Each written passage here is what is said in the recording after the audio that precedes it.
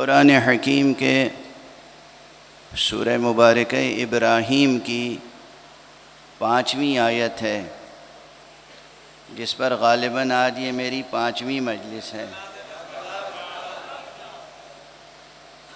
سورہ ابراہیم بت شکن،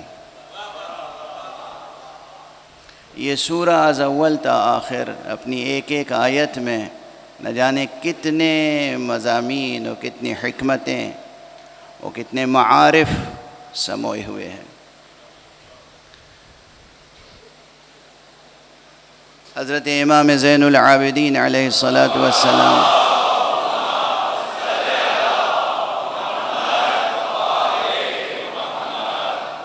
کا یہ ارشاد گرامی کل کی مجلس میں بھی میں نے یاد دلایا تھا، اور اس سے پہلے بھی اکثر یاد دہانی کرتا رہا ہوں۔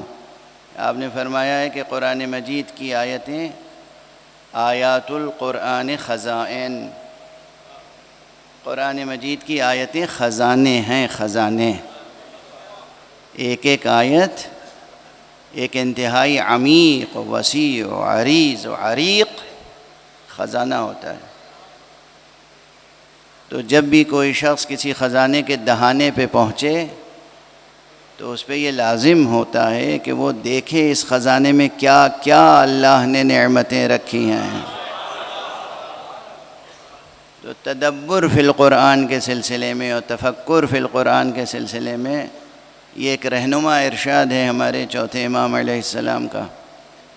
قرآن مجید پڑھیں، میں اکثر عرض کرتا ہوں، قرآن مجید جس قدر جتنا بھی روزانہ پڑھ سکیں پڑھیں، اپنے وظیفے میں رکھیں، صبح، شام یا سحر کے وقت، یا نماز عصر کے بعد، نماز صبح کے بعد، نماز عصر کے بعد یا سحر کے وقت۔ یہ 3 اوقات تو بہت ہی عظیم الشان ہیں۔ یہ وہ اوقات ہیں کہ جب قرآن مجید انسان آداب قرآن کے ساتھ باوضو ہو کر عشق الہی کے ساتھ تلاوت کرتا ہے تو اللہ سبحانہ و تعالی، وہ عربی جانتا ہو یا نہ جانتا ہو، اس تلاوت کرنے والے کے قلب پر نورانیتوں کی چھوٹ پڑتی رہتی ہے۔ کوئی صحبت قرآن سے بے فیض نہیں اٹھتا۔ یہ ممکن نہیں ہے کہ کوئی قرآن حکیم کو اپنے سامنے کھول کر رکھے، محبت کے ساتھ، یقین کے ساتھ تلاوت کرے اور اسے کچھ حاصل نہ ہو۔ یہ ممکن نہیں ہے۔ جو لوگ یہ کہتے ہیں ان کی رائے سے میں متفق نہیں ہوں۔ بہت سے حضرات بحث کرتے ہیں کہ قرآن، ایک تو بہت بڑے عالم ہیں، میں اس وقت نام نہیں لینا چاہتا ان کا، عالم ہیں وہ، لیکن وہ کہتے ہیں کہ اس طرح سے قرآن مجید پڑھنا کہ انسان ترجمے سے بالکل واقف نہ ہو اور تفسیر سے واقف نہ ہو، یہ باطل ہے۔ لفظ باطل کا استعمال اس طرح سے انہوں نے کر لیا کہ ان کا علم و فضل و اجتہاد کا بطلان خود ہی واضح ہو گیا۔ قرآن مجید پڑھیں، لیکن ہاں اگر اللہ توفیق دے، اور یہ توفیق پیدا کیجئے، یہ توفیق حاصل کیجئے، اس توفیق کو حاصل کرنے کے لیے دعا کیجئے کہ ترجمہ بھی پڑھنے کا موقع ملے، تفسیر بھی پڑھنے کا موقع ملے، تاویل تک پہنچنے کا موقع ملے، تعبیر حاصل کرنے کا موقع ملے، عبرت حاصل کرنے کا موقع ملے۔ یہ سب مراتب ہیں۔ قرآن مجید سے عبرت کس طرح حاصل کی جاتی ہے، قرآن مجید سے اعتبار کیسے حاصل کیا جاتا ہے، یہ ایک علیحدہ موضوع ہے مستقل، جس پر کسی صاحب فضل نے ابھی تک مستقل طور پہ قلم نہیں اٹھایا ہے۔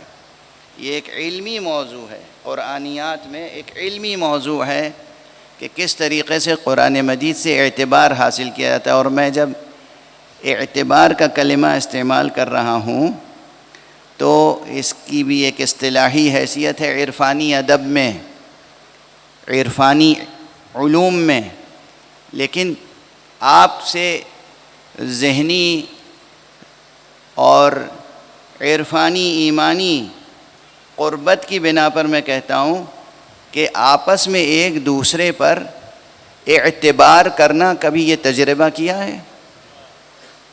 ایک دوست کا کسی دوست پہ اعتبار ہوتا ہے، یہ تجربہ کیا ہے کبھی؟ ہوتا ہے تجربہ، کبھی آپ کا اعتبار قائم ہو جاتا ہے، کبھی آپ کا اعتبار ٹوٹ جاتا ہے۔